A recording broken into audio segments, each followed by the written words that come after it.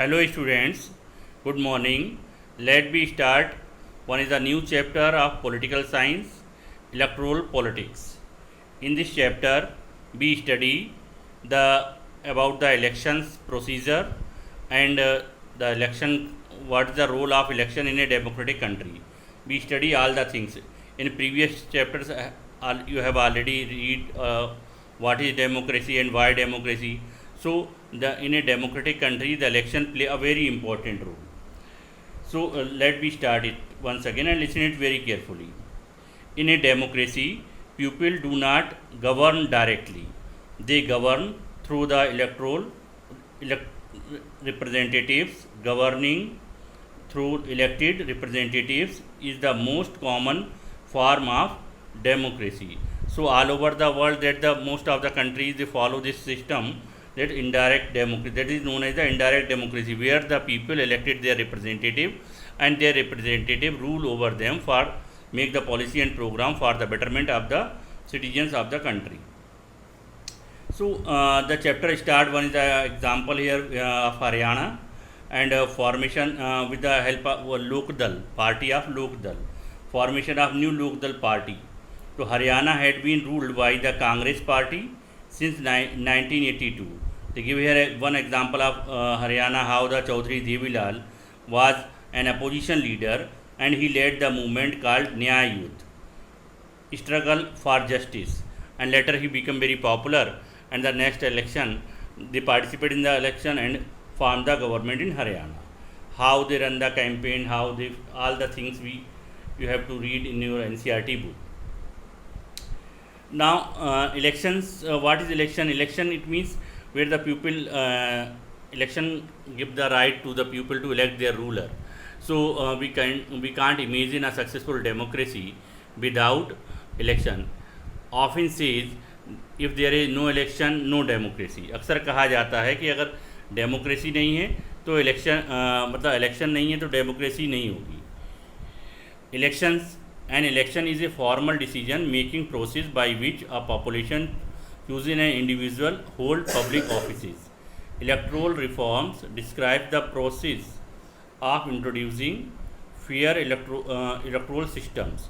To elect means to choose or make a decision, and so sometimes other forms of ballot such as referendum or referred as election, especially in the United States. Now we discuss here about the history, beginning कहाँ हुआ. Election थोड़ा सा ज़्यादा जानते हैं elections के बारे में, चुनाव प्रक्रिया के बारे में. तो इन मिडिवल इंडिया में क्या है ना, around 920 AD in Tamil Nadu, palm leaves were used for village assembly election. वहाँ लोग तमिलनाडु में ना 920 AD में पाम लीव्स को यूज़ करते थे इलेक्शंस के लिए. The leaves which with candidates names written on them were put inside a mud pot of counting for counting के लिए. जैसे आज बैलेट बॉक्स में डालते हैं उस तरह से एक मड का पॉट हुआ करता था, उसमें उन लीव्स को डाल दिया जाता था. तो this was known as Kudavolai system. The Pala king Gopala is early medieval Bengal was also elected. तो ये सारी चीज़ें क्या, ये मिडिवल पीरियड में रहा, ये बिगिनिंग प्रोसेस रहा इलेक्शंस का. इंडिया में election in India has a federal government. The head of the government, Prime Minister, is elected by the member of Lok Sabha. All the members of Lok Sabha, except two, who can nominated by President of India, are elected by the direct election. In 2009, the election involved an electorate of 740 million. Declared expenditure has tripled since 1989 to almost $300 million. Actually क्या है, जब हम elections की बात करते हैं, democracy की बात करते हैं, तो डेमोक्रेसी के बारे में कहा जाता है डेमोक्रेसी इज़ वेरी एक्सपेंसिव. एक अप्रॉक्सीमेटली आइडिया है कि हर इलेक्शन पर कंट्री में लोकसभा के हर इलेक्शन पर अप्रॉक्सीमेटली 5000 करोड़ रुपीज़ का खर्चा है. 5000 करोड़ रुपया खर्च होता है. ये कोई बहुत मतलब ज़्यादा बड़ी रकम नहीं है. अगर इस हम टोटल नंबर ऑफ़ वोटर से इस अमाउंट को डिवाइड कर देंगे तो हर वोटर के हिस्से में हार्डली 50 रुपीज़ आएगा. तो इलेक्शन जो इसलिए कहा जाता है डेमोक्रेसी को कि democracy is very expensive. Indian electoral system क्या है, तो अब यहाँ देखते हैं कि इंडियन इलेक्टोरल सिस्टम में क्या है, हमारे यहाँ पार्लियामेंट में दो हाउस है, one is known as the Rajya Sabha and other is known as the Lok Sabha. Rajya Sabha है 245 members. The members are indirectly elected being achieved by the votes of the legislature in the state and the union territories. Lok Sabha represented Anglo-Indian community currently having members 545. Actually क्या है, वैसे तो total number 545 members हैं लोकसभा में, लेकिन elections जो हैं लोकसभा जो है वो डायरेक्टली इलेक्टेड है और राज्यसभा जो है इनडायरेक्टली इलेक्ट किया जाता है। पॉलिटिकल पार्टीज इलेक्शन में इंडिया में बहुत सारी डिफरेंट पॉलिटिकल पार्टीज़ हैं। वैसे टोटल जो पॉलिटिकल पार्टीज़ की बात करेंगे इंडिया में देयर आर 750 पॉलिटिकल पार्टीज़, लेकिन जो मेजर पार्टीज़ हैं वो है बहुजन समाज पार्टी है, इसका इलेक्शन सिंबल एलिफेंट है। भारतीय जनता पार्टी है, इसका इलेक्शन सिंबल लोटस है। कम्युनिस्ट पार्टी ऑफ इंडिया है, सिकल है। एंड इंडियन नेशनल कांग्रेस है, हैंड है। नेशनलिस्ट कांग्रेस पार्टी है, क्लॉक है। इंडियन नेशनल यहाँ डिफरेंट पार्टीज और उनके सिंबल्स दिए हुए हैं। भारतीय जनता पार्टी है, बहुजन समाज पार्टी और कम्युनिस्ट, ये सिकल दिया है इनका। और नेशनलिस्ट कांग्रेस पार्टी जो है, जिससे अभी महाराष्ट्र में जो शिवसेना के साथ रूल कर रहे हैं उसमें। हिस्ट्री ऑफ पॉलिटिकल पार्टीज़, अलग अलग पॉलिटिकल पार्टीज़ का अपना अलग हिस्ट्री रहा है। अब इलेक्टोरल फोर्स की बात करते हैं यहाँ पर। An election is contest between different candidates from various parties out of which the voters elect one as their representative.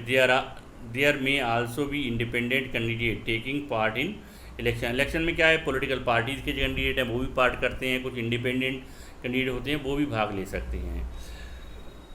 अब इलेक्शन कमीशन के फंक्शंस की बात करते हैं, क्या मेन फंक्शंस रहा। तो पहला काम तो ये है डिलिमिनेशन ऑफ कॉन्स्टिट्यूंसीज। कॉन्स्टिट्यूंसीज यानी लोकसभा बार या विधानसभा बार क्षेत्रों को डिवाइड किया जाता है। लोकसभा में या स्टेट असेंबली की जो इलेक्शन है उनमें इलेक्शन कमीशन का मेन फंक्शन तो यही है कि इन्हीं कॉन्स्टिट्यूंसीज को डिसाइड करना है।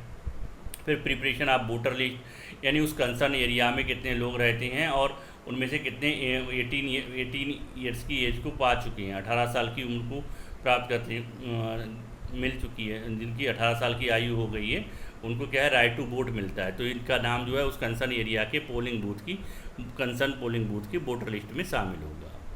फिलिंग द नॉमिनेशन, फिर क्या होता है, तीसरा प्रोसेस ये है कि नॉमिनेशन एक सर्टेन डेट होती है, इसमें जो कैंडिडेट भाग लेना चाहते हैं वो नॉमिनेशन फार्म फिल करते हैं, है ना। अब तो नॉमिनेशन के साथ एक एफिडेविट भी है, इसमें उसकी पर्सनल इन्फॉर्मेशन भी रहती है। फिर नॉमिनेशन फार्म की जो है जांच की जाती है और उनको एक डेट दी जाती है, उस तारीख तक कुछ लोग वापस भी ले सकते हैं और कुछ उसमें से कैंसिल भी हो जाती है। अगर कुछ उसमें कमियां होंगी तो इलेक्शन कमीशन उन्हें कैंसिल भी कर सकता है। The next stage of the election is the election campaign is the candidate and the political parties posters are distributed. तो ये इलेक्शन कैंपेन कहलाता है। मीटिंग्स होती हैं, स्पीचेज होंगी delivered in it and 48 hours, लेकिन इलेक्शन होने से 48 आवर पहले ये कैंपेन ख़त्म करना होगा। और यहाँ पर क्या है कि वो उसका इलेक्शन में पार्टिसिपेट करना गलत साबित हो सकता है अगर ब्राइब और थ्रेटन द वोटर, अगर ऐसा इलेक्शन कमीशन को लगा कि जो कैंडिडेट है वो वोटर्स को ब्राइब दे रहा है, रिश्वत दे रहा है या फिर उन्हें डरा धमका रहा है। Appeal to the voter the name of the caste, और धर्म और जाति के नाम पर जो है वोट देने के लिए उनसे अपील नहीं कर सकते, ये भी गलत है। यूज़ गवर्नमेंट रिसोर्सेज, सरकारी मशीनरी का इलेक्शन कैंपेन में प्रयोग नहीं कर सकते। अगर मान लीजिए कोई रूलिंग पार्टी है और वो सरकारी मशीनरी का प्रयोग कर रही है इलेक्शन में तो ये भी गलत होगा। और स्पेंड मोर देन, अभी डिसाइड कर दिया गया है, पहले ये नहीं था, अभी क्या है कैंडिडेट को डिसाइड कर दिया गया कि 25 लाख रुपीज़ जो है एक कैंडिडेट अपनी पब्लिक कैंपेन में खर्च कर सकता है लोकसभा इलेक्शन के दौरान, और 10 लाख रुपए वो खर्च कर सकता है स्टेट असेंबलीज़ के दौरान। In case the individual in any of the above practice their election can be annulled by the court. अगर इनमें से कोई भी आरोप उस पर लगता है या सिद्ध हो जाता है तो उसका इलेक्शन जो है वो कैंसिल भी हो सकता है। तो द ग्रेट इलेक्शन मतलब एक बड़ा कंपटीशन है यहाँ पर भी। वोटिंग की बात करते हैं, एक सर्टेन डेट पर वोटिंग की जाती है। On the date fixed earlier the voting take place for voting election booths are set, and वहाँ पर इलेक्शन बूथ सेट किए जाते हैं। उन इलेक्शन बूथ पर एक पोलिंग वोटर लिस्ट होगी और वोटर लिस्ट में उस कंसर्न पोलिंग बूथ पर आने वाले लोगों के नाम ऑलरेडी होते हैं। Voter go to polling booth and cast their vote for the candidate of their choice. Voting is held by secret ballot. These days electronic, मतलब सीक्रेट बैलेट से भी वोटिंग होती है, लेकिन अभी क्या है, थोड़ा सा न्यू टेक्नोलॉजी आ गई, तो ईवीएम का प्रयोग किया जाता है। मतलब ईवीएम क्या है, इलेक्ट्रॉनिक वोटिंग मशीन। अक्सर एग्जाम में आ जाता है कि ईवीएम की फुल फॉर्म भी पूछ लेते हैं। Is use for record the vote. EVM has the names of the candidate and their election symbols. The voters have to press the button and they cast their vote to their concern candidate. ठीक है ना। ये now the next देखेंगे। अगला जो election commission का काम है, counting the vote and declaration of the result. फिर इलेक्शन कमीशन जो है वोट सर्टेन डेट को इलेक्शन की उनकी काउंटिंग करता है और रिजल्ट के बारे में डिक्लेयर करता है। लेकिन इसके बावजूद भी कोई इलेक्शन पिटीशन डाल सकता है कोर्ट में। अगर उसको लग रहा है इलेक्शन जो है फेयर नहीं है ना, तो उसको क्या करेगा, वो कोर्ट जा सकता है। If any candidate feels that the election is in this constituency has not been held properly, he can file an election petition in the court. If the objection raised are found to be correct, the court can be decide that the election, कई बार cancel भी कर सकता है in that constituency and election will be held again। फिर दोबारा election होगा उस constituency में। अब उसके बाद फिर बात की, यहाँ देखते हैं हम इलेक्शन कमीशन की। इलेक्शन कमीशन क्या है? The election commission of India A federal authority responsible for electoral process in India. It supervises election in India. The election commission has the power to superintend directions and control of all the elections. The commission consists of a chief election commission (CEC) and the 2 election commissioner (EC) appointed by the President of India. The current CEC B.S. Sampath. Okay, thank you. I hope that all of you understand it very well. यहाँ पर जो main जो आपका function रहेंगे वो क्या थे? Main में ये था कि आखिर इलेक्शन कमीशन का मेन फंक्शन क्या रहा, हाउ द इलेक्शन कंडक्टेड, है ना। इन चीज़ों पर आप विशेष ध्यान देंगे। Okay, thank you, have a nice day.